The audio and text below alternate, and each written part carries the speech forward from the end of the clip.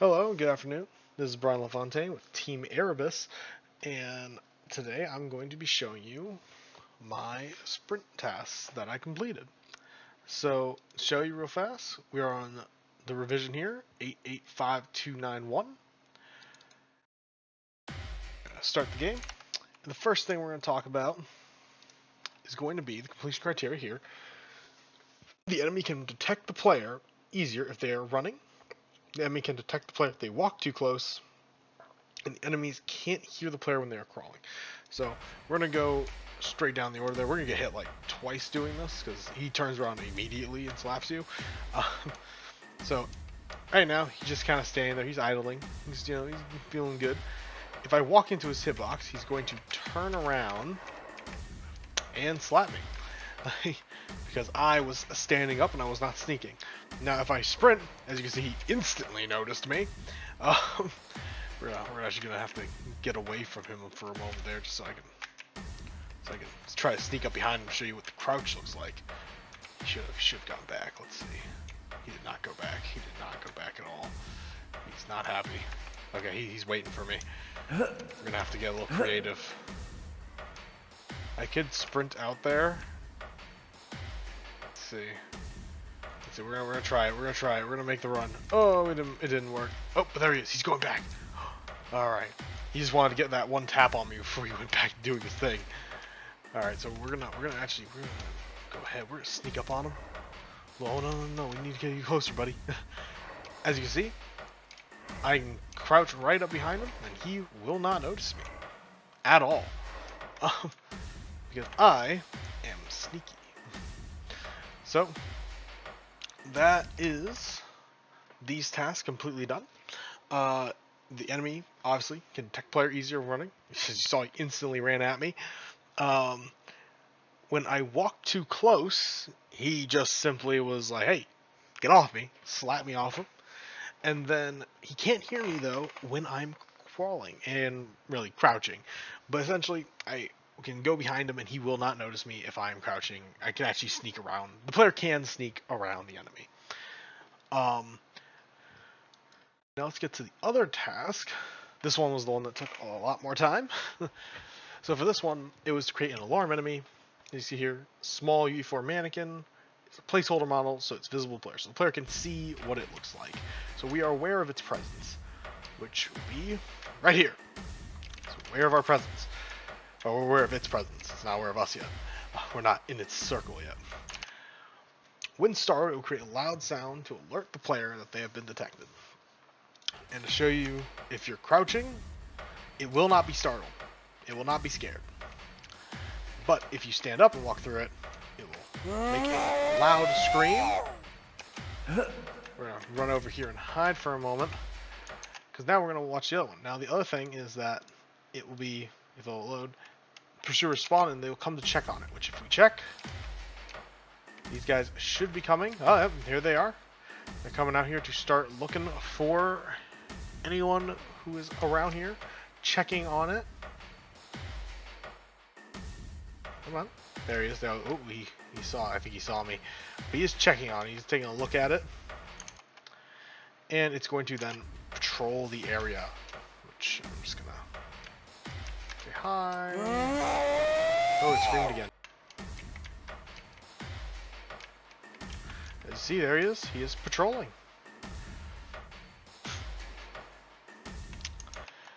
And that is all my tasks. As all my completion criteria, everything is done, and it is good to go. On to you, Jack.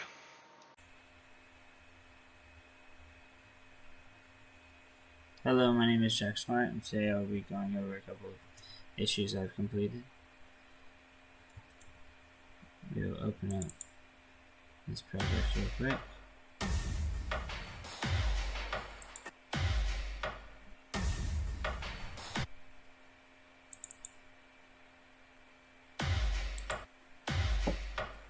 Open up two of them just to speed things along.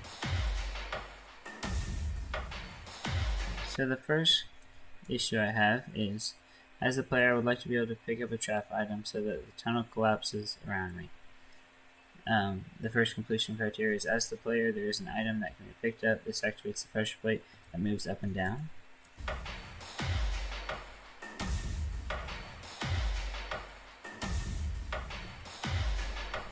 And as you can see here, this pressure plate will move up and down whenever this is activated.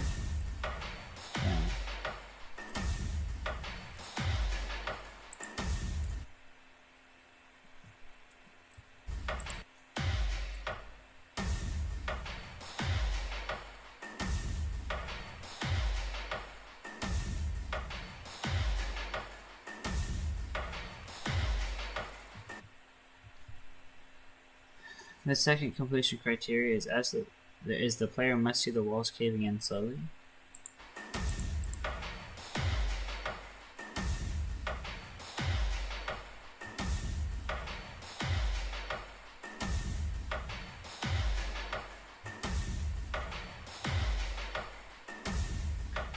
As you can see, all of those are caving in slowly behind me.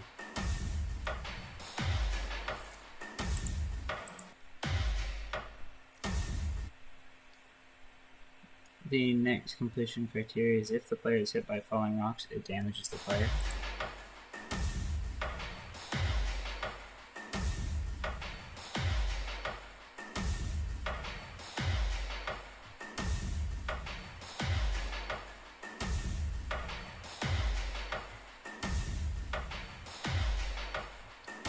So as you'll see, there will be a couple of rocks spawning here, and if they touch me, they do damage to the player.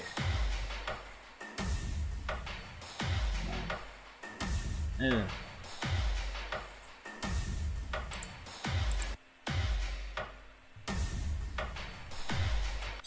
The last completion criteria is, if the player does not escape in time, the walls will kill the player.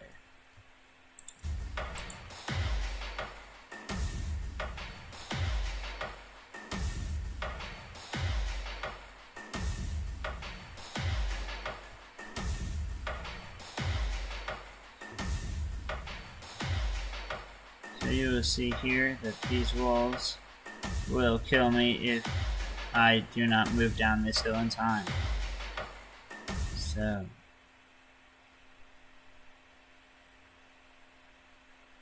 we'll fast forward to the next one, where I'll open up the next project and go to the next issue.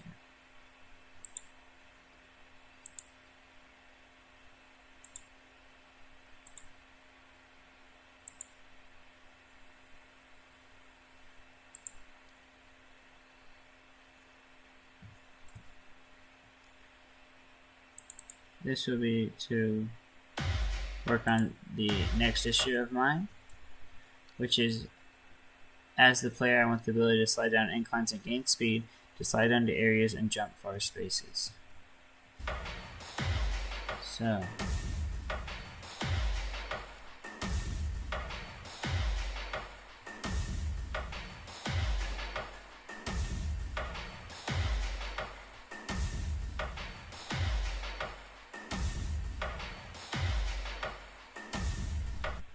the first completion criteria of, as the player, I want the ability to slide down inclines and gain speed, to slide under areas and jump far spaces, is the player can slide down steep inclines. So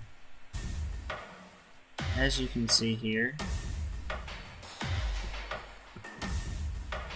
if this is me walking down an incline, this is me walking up an incline, and this is me sprinting down an incline.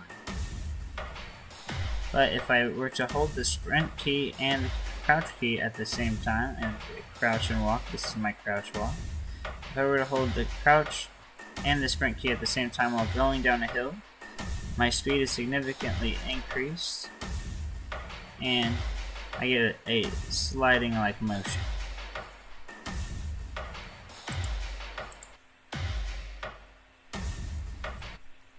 The second completion criteria is, the player slides very little up inclines. So as you will see, fast forward.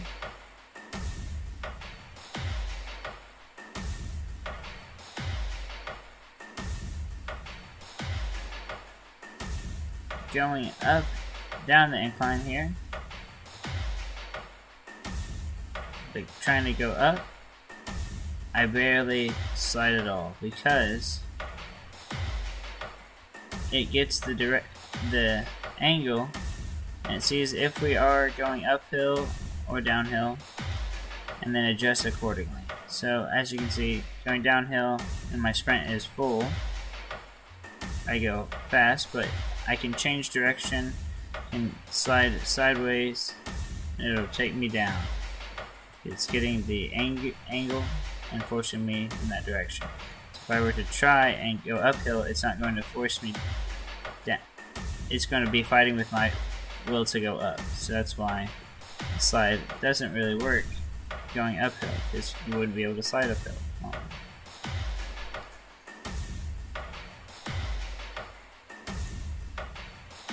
As you can see, it even slowed me down as I tried to change direction and go uphill, try to have the slide go uphill. The last, or the third completion criteria is player can jump in the slide. And I will show you that real quick. Here I will be able to slide and jump at the same time. Woo! And we just jumped over that thing.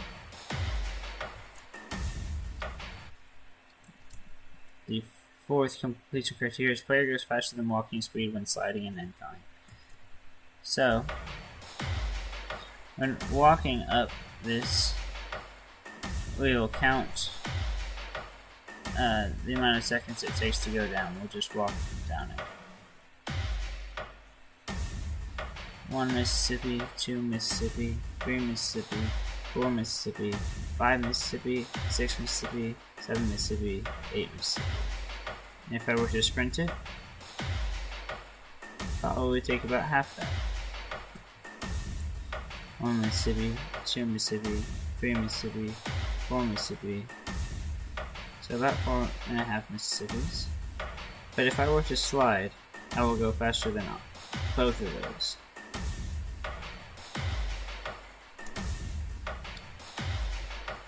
One Mississippi, 2 Mississippi. You see how much faster that was? Alrighty. The last completion criteria is the player can slide under objects. And I'll represent that with this object right here, which we have to crouch underneath to get past.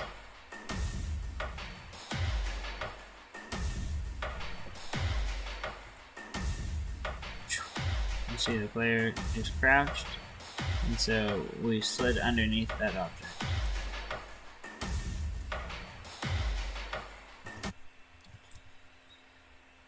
To complete both of these completes the sprint goal sentence that I will be pulling up right now.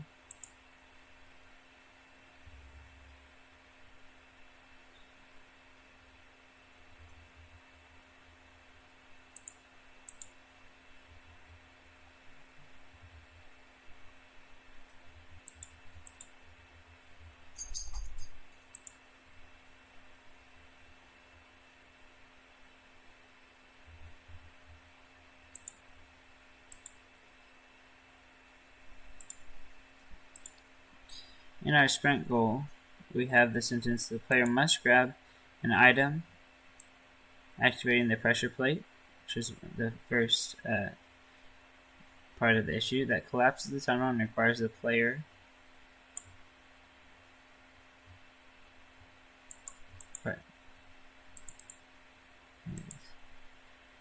So this complete sprint sentence is, the player must grab an item activating pressure plate that collapses the tunnel and requires the player to slide down a slope, pick up enough speed to jump the gap.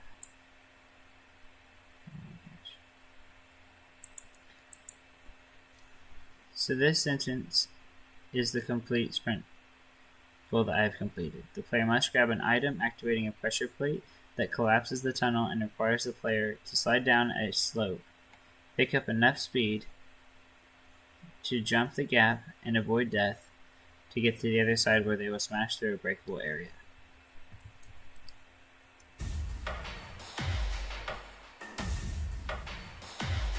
So, if I go down this slope, I don't have the jump power to be able to jump across.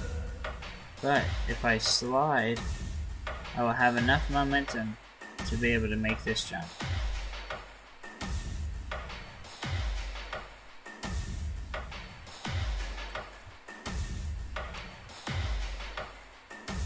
And I smash through a breakable area, and I'm through. But if I were to have fallen, I would have died. Thank you, that is all of my goals and how they complete the sprint sentence. On to Sarah.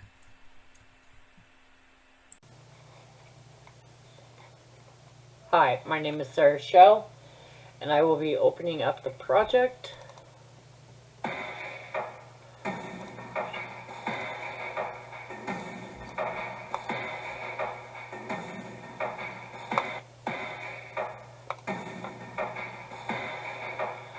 And I will take you to where my work is.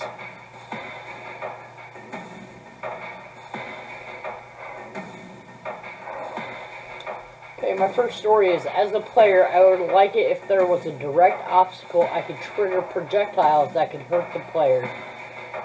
First completion criteria is the wire breaks on player collision.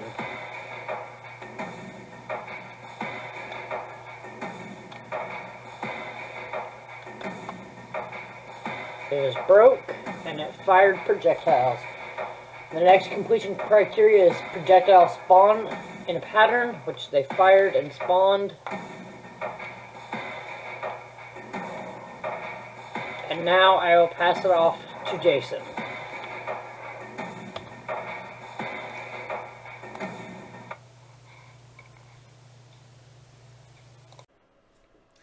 Hello, my name is Jason Lester, and this is my portion for the Milestone 2 review.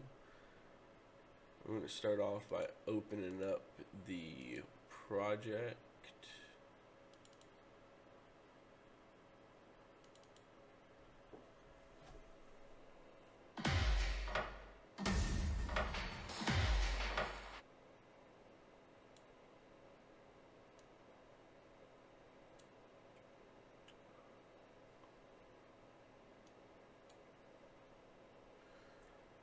So, for my portion of the project, I mainly built out the lock mechanic for our project. I'm going to go ahead and start the game. My first assignment was, as the player, I want to be able to find the clues to get the combination. So over here is my lock, or the safe, and I have 4 clues. The first completion criteria is place the clues throughout the level. Since this is just a metrics level, the clues are placed here, but in an actual player level, these would be hidden somewhere. So when we go up and interact with them, the clues are showing up in the viewport, which is my second completion criteria. It stays there until you press the collect button, and then the clue itself disappears. And then my last completion criteria is set the clues to get the correct combination every play. That is something that we can check in a second. I'm going to switch over to a separate, or to a different story, so we can go over that before we get all of the clues. The next one is, as the player, I want to use the menu to see the clues that I have. So if we press the menu button, you can see the clues that the player has. We only have 1 clue collected right now, but if we go and collect another clue,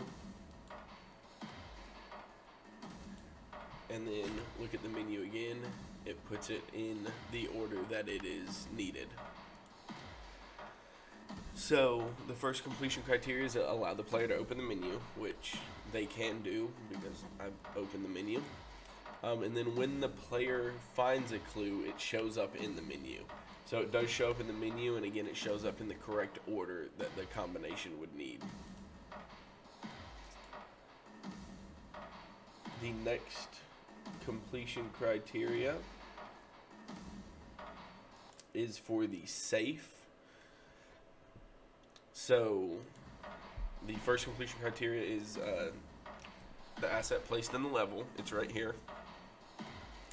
The player can interact with it, and you can see the combination on the screen when you interact with it, and the reward is inaccessible until the safe is opened. There's no way to get the thing inside until you solve the combination. So we're going to go over here and get these last two clues.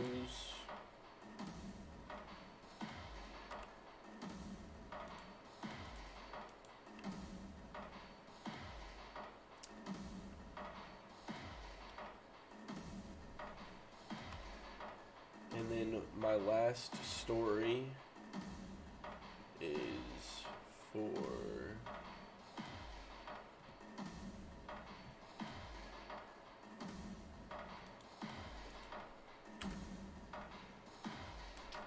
over here. As the lock, I want to project my combination to the player so the player can change the numbers and set the code. So the first completion criteria is allow the player to interact with the lock. That is a completion criteria that also follows over from the safe itself. But you interact with it, it pulls up. The next completion criteria, the player can change the selected numbers for the combination. If you come over here, you can press any of these, go up or down with them, cycle all the way through 0 through 9. The next completion criteria is the player has a way to check to see if the numbers, to know if they are correct. So we do have a submit button over here. If the combination is incorrect, it sets back to zeros. If the combination correct, it opens the safe.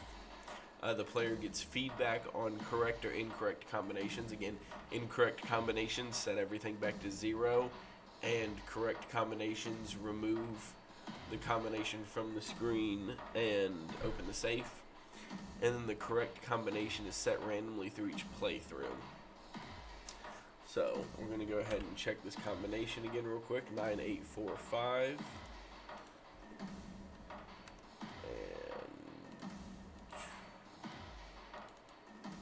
9, 8, 4, 5.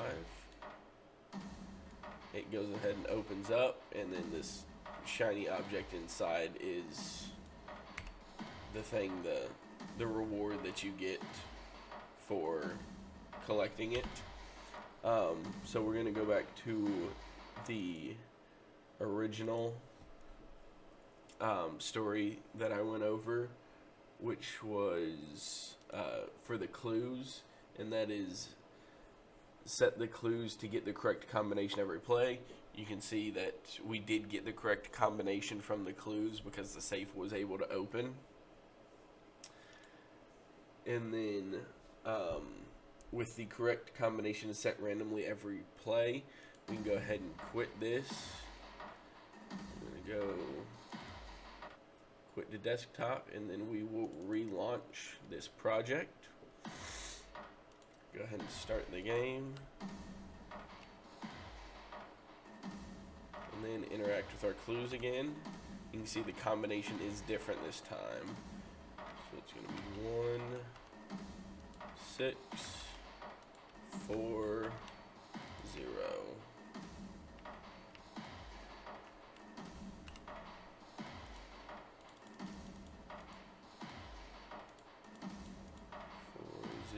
Submit, and it opens up again. And so that's how we can verify that the correct combination is set randomly every play. It just populates 4 random numbers and then sets your code to require that. And that is it for my portion of Milestone 2. Up next is Remington Hartman to go over his completion criteria for the lure. Thank you and have a great day.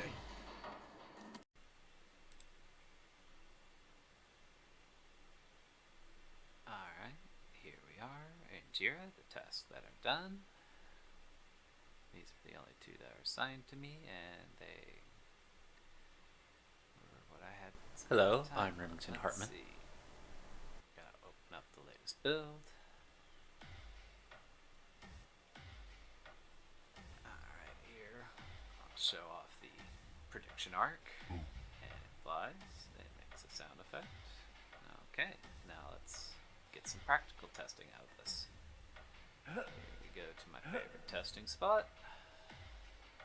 Alright, and even before he lock on to anyone in front of him, so when it detonates, it triggers the effect on his senses. And so we've also made it where if it hits him, it also attracts him. And he stays there for the life of the lure, which is 10 seconds. And so we have the prediction arc, we have explosion, we have luring, and a physical body. So in the Jira task, we had when the player, as the player would like to be able to throw a lure, so I may be able to use a distraction. So we can see the prediction arc. It has a simple throw animation and it distracts the enemy. And as a lure, I want to create a distraction so the player can avoid enemies, and it has a visible model, and upon detonation, the enemy came to it. And so, that is it.